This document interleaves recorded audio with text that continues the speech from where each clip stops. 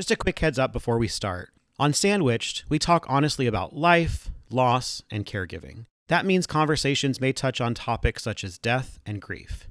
We invite you to listen with care, and please do step away if you need to. Hey everyone, it's Paul, and welcome to episode 17 of Sandwiched.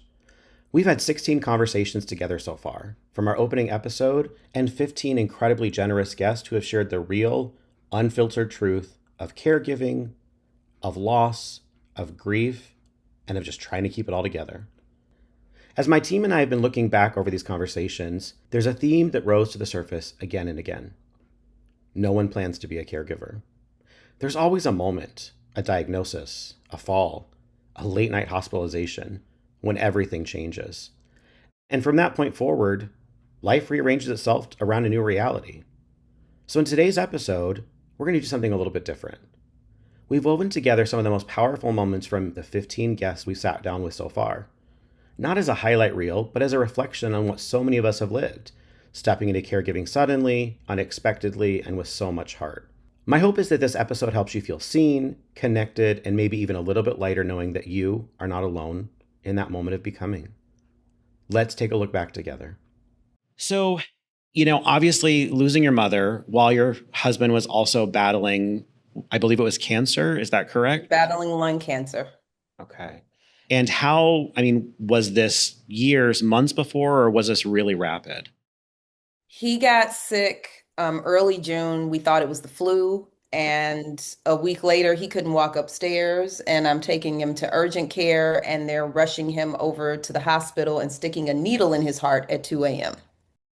And that's where this whole thing started. And then a month later, we find out that there is a mass on his right lung, and that was what was causing the fluid that they had to drain because it was rubbing against his lung.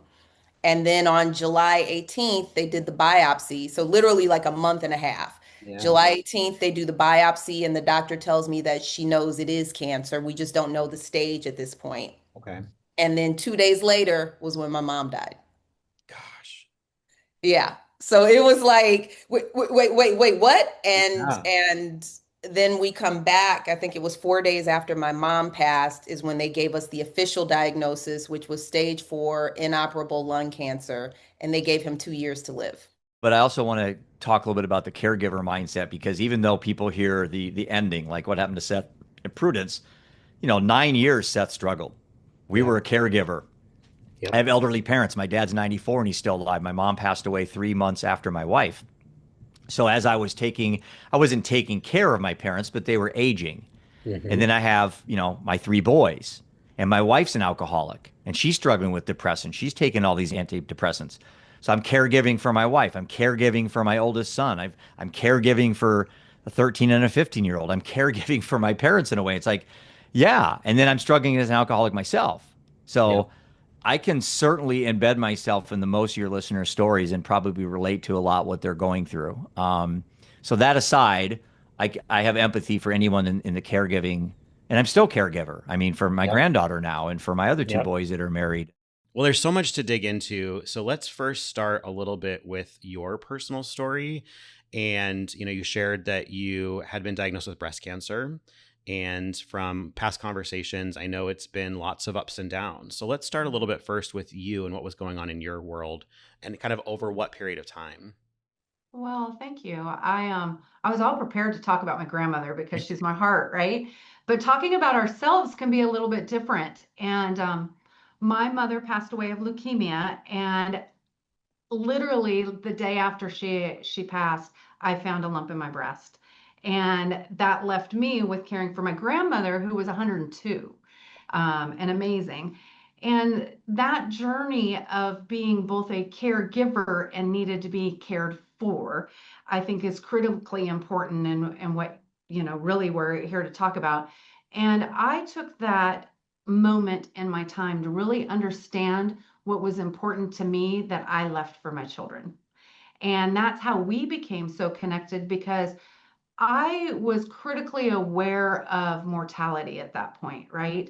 And I did not have a cancer that I thought would end that way, but it did make me think about it a lot. I just experienced my mom's death and my uncle's death, and now I was looking at what it would look like if it was my own. And I spent a whole lot of time organizing what my life and organizing what I thought needed to be happen, and really realizing that the biggest gift I could ever give my family was the gift of being able to mourn me. My grandmother is Myra. Myra. And Myra was the matriarch of our family. She did so much for our family. And I have always said that I admire her so much. I think I am largely a product of her. I did not grow up in a stable home environment, and my grandmother was there for me in every way. And that taught me what caregiving was really about, right? And what it meant to love and love generously, because we all know that sometimes that's difficult. And she just really believed in us and me. And I have a brother and my brother, and she paved the way for what it looks like. And when she left this world, she also had thought a lot about her planning. And so when she got ill, we had talked about what does it look like to move into assisted living? How does that happen? And she was a product of the Depression era, right? And so when it came that time, it was a financial decision.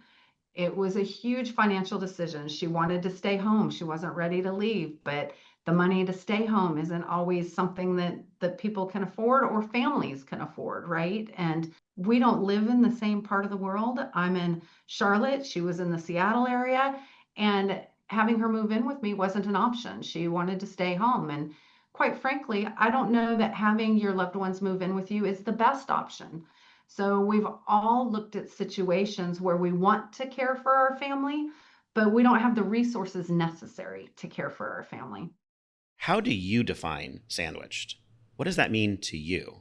I mean, I think it's one of those things where if an issue comes up, you just take care of it.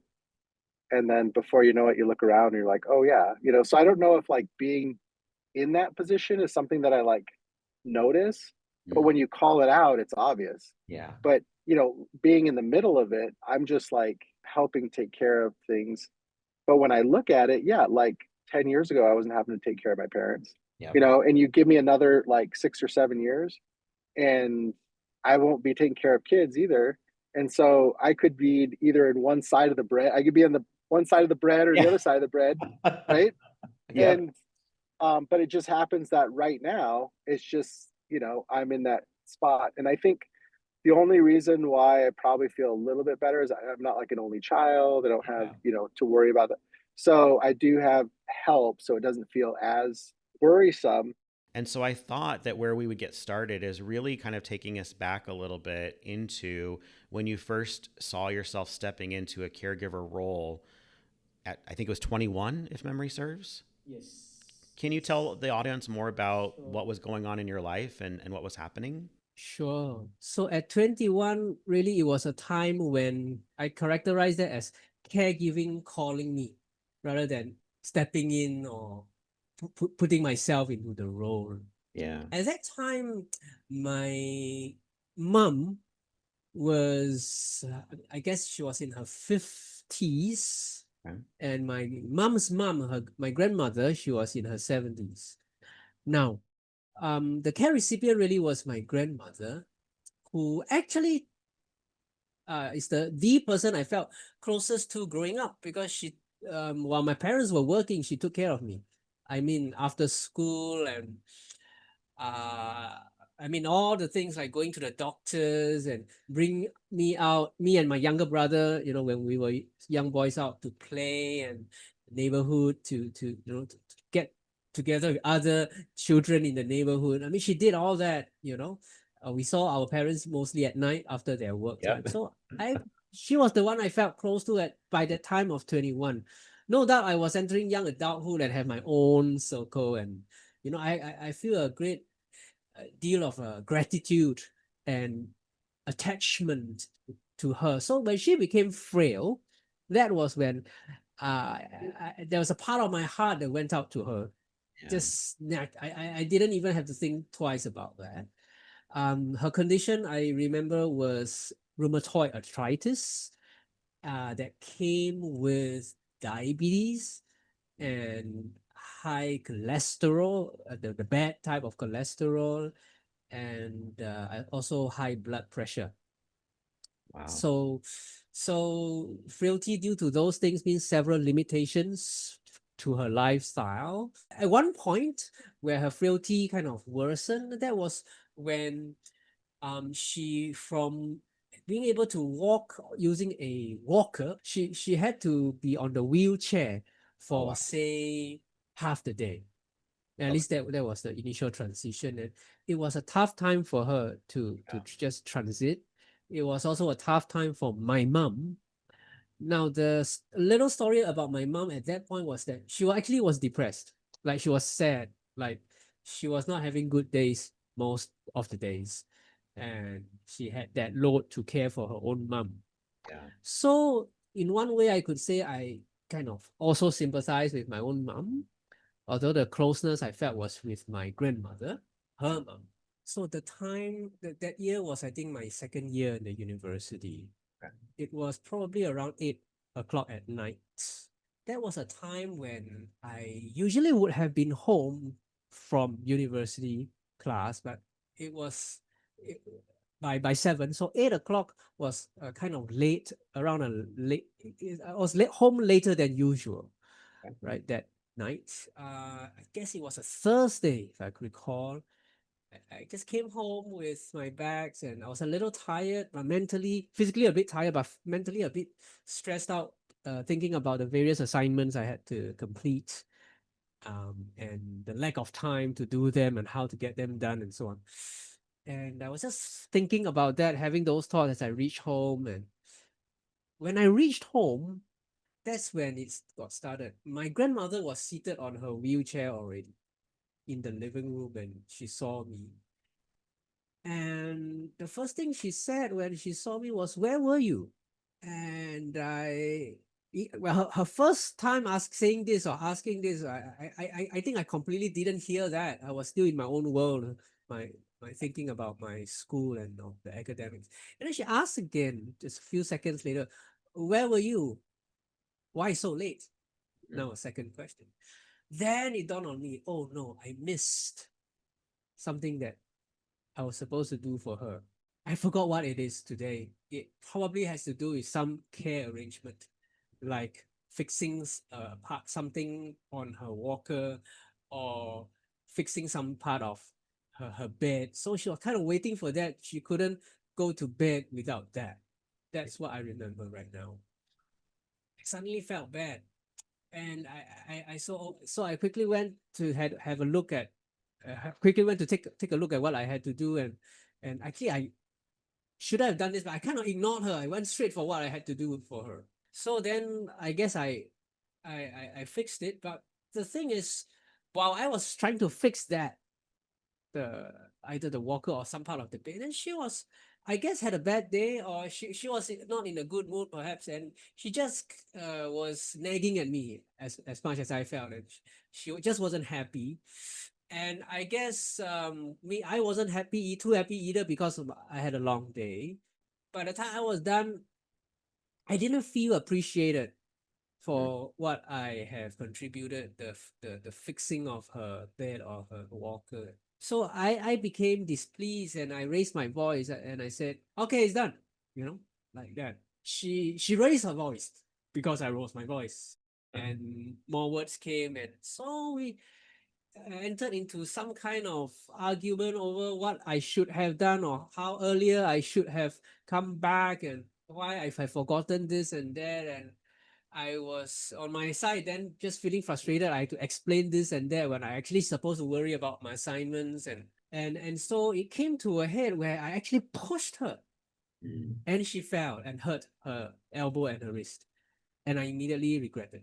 Yeah. That was when I realized it was so tough to be a caregiver. That's when I was realized, much as I do not have depression like my mom, I can still catch myself doing something so aggressive that in my saner moments I wouldn't have done, but I did it. So yes, at the tender age of 11. Now 11 years old. Okay, come on. I don't know what's going on. I mean, I'm 11, right? However, listen, you would be speed bumped into situations, right? You'd be thrust into being a caregiver. A lot of you can relate to that, where you have been thrust into being a caregiver, and especially during the pandemic, right? So let's talk about how I became one initially. My dad, who was working at the plant, I think it was Chrysler, right? He was working there, and then he was seizures. I knew nothing about no seizures. I mean, a grand mal seizure, what the heck is that at 11, right? So along the way, we found out that it was alcohol-induced seizures. Okay. Had no idea, don't know nothing about it, right? So with that happening as a child, 11 years young, and mind you, my family was in on it as well, but I just felt this unction in me to take care of my father. You know how it is, father, daughter, daughter, father. We love our fathers. I will hope you do. If you don't, we'll be praying for you. But that father-daughter love was just so precious to me at that tender age of 11. So, of course, yes, I'm going to help my father. I'm going to take care of my father. So that's what I did. Whatever I could do for my father. I remember one day when he had a grand mal seizure. That is when the whole body is just stiff, rigid, shaking, uncontrollably. He had no idea what happened, right? Because they have what they call the post-epileptical coming out of the seizure. It's a part in there where they have amnesia. So I took care of my father the best way I knew how. And of course, my mom was there, my siblings was there, but I just felt this unction in my spirit to take care of my father. And that's what I did, gave him what he wanted. He wanted something to eat, something to drink. I put a pillow under his head and all these things. And then that's when I knew, you know what? This is what I want to do. I didn't know I wanted to be a nurse. I had no idea. 11, I'm in middle school, trying to figure out life myself. But these are the things that happen when you're young. How many family members, youth caregivers do we have out there? So that's a whole nother sermon for a whole nother day. But that's how I initially got started in it with my dad and him having unfortunately alcohol-induced seizures. Being a nurse and kind of a caregiver, I've always I always care for all the things. I would say there's probably more a moment in my life where I was able to recognize who am I for me versus I'm a wife, so therefore I am a wife for my husband or I'm a mom for my kids. But I think that's kind of what I felt like. And this sandwich concept really resonated with me. Listening to you speak recently, I was like, yeah, that kind of applies to me where I'm such a caregiver for all these other people, but then I'm also raising a young family and all of that. So a little Yeah, bit. definitely. And it's funny that you called that out. Obviously, you're a caregiver by day. That's your profession as a nurse, right? And you're also a family caregiver. As you're thinking about that, are there any distinctions between the two of those that kind of come to mind for you personally? Yeah, there's a professional and a personal role. I think that the boundaries of where does your professional role stop and your personal role take over when it's a family member kind of gets a little muddled and fuzzy a little bit. So yeah, I would say what is different is personally trying to remind myself to put on my personal hat. I am your family member versus your nurse. And how can I make sure that other team members, like when I have that family member hat on, treat me as such and not as a nurse who she's going to know because she's a nurse. I didn't realize that I was really filling this role for my family member until they reached out to me, and it started with, I think I need to go to the doctor. And it was like a Sunday morning, and it's very uncommon for them to reach out anyway. I said to my husband, I said, he must be really sick. I'm going to drive the hour away and go pick him up and take him to an urgent care. And I got to his apartment and I texted him, I was like, hey, I'm here. And he comes out and he looked like death. And I was like, oh, this is not going to end well. What is this going to be? He was very adamant. He did not want to go to the ER right away, though my ICU nurse brain was like, you need to go to the ER. So we went to an urgent care and his oxygen was like 85. And I was like, will you listen now? yes, we'll listen. And that day just transposed really, really rapidly. We ended up going to the ER, and I was filling that family member role, but then also like I have the knowledge of really like clinically what's going on with him at the time. He was actually flown to a higher level of care that day, had a lot of stuff going on, actually with his liver. And I think the thing that's wildly crazy to me, like he's never drank a day in his life, just always very like by the book. I would like to, his liver was really, really sick. We didn't know why, which was causing some like other problems in his like systemic area. And so he was having some bleeding in areas he shouldn't have, and he was just super weak. Ended up flying to a higher level of care and spent actually 2 weeks intubated. And during that 2 weeks, I felt so very pulled, like this family member invested their life with me. They reached out to me for help. Why me? Was it because I'm a nurse? Was it because we have a good relationship? So then I felt obligated to, how do I be present for you while you're 2 weeks in a coma? Yeah. So that's really what started it. And that was kind of back in 2019. And I just felt so very obligated, but then also the want to fill that role as a caregiver.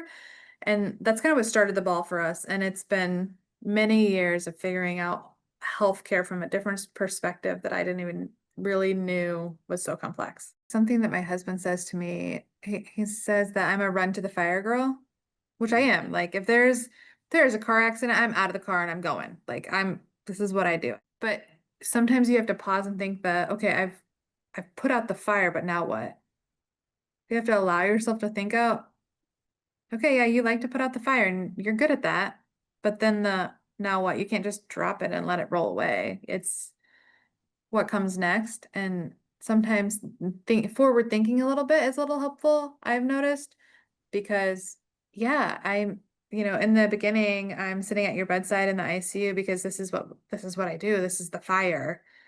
I did not allow myself to think, well, what's next, really at all. This has been another episode of Sandwiched. But we're curious. What themes did you see? What questions do you still have? Who are we not talking to? And what have we missed?